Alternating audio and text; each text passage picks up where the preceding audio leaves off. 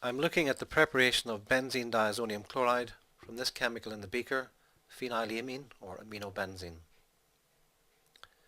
In the beaker there I've got sodium nitrite dissolved in water, and in the conical flask I've got concentrated hydrochloric acid. I begin by adding the cooled phenylamine to the hydrochloric acid slowly. The reaction is exothermic, so to avoid producing fumes, I've cooled both of these reagents in advance.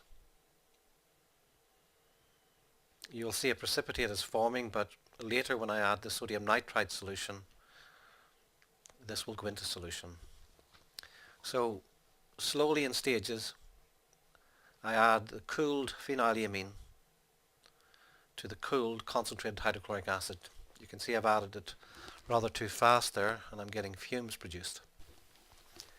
Okay, having now added all of the phenylamine to the cold concentrated hydrochloric acid in the conical flask, I'm ready to begin adding the cold aqueous solution of sodium nitrite in the beaker.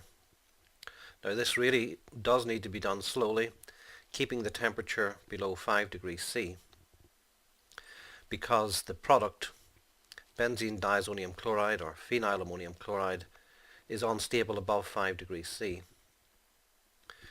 There's the equation that shows that concentrated hydrochloric acid and sodium nitrite react to form nitrous acid, HNO2.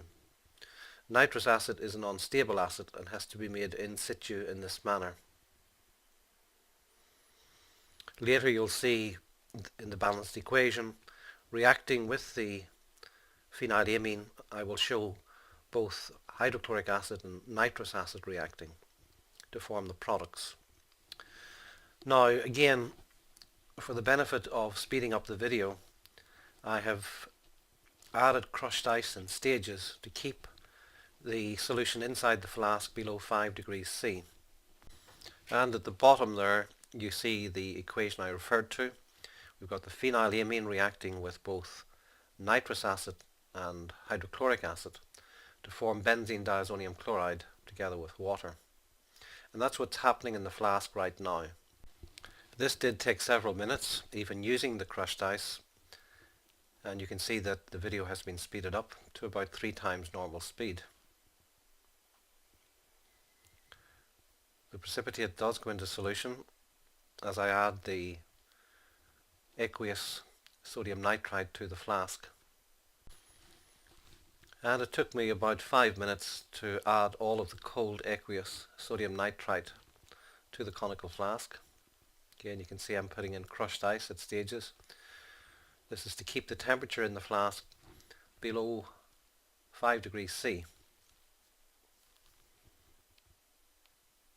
The heat of this exothermic reaction will of course mean that the temperature constantly tends to go up.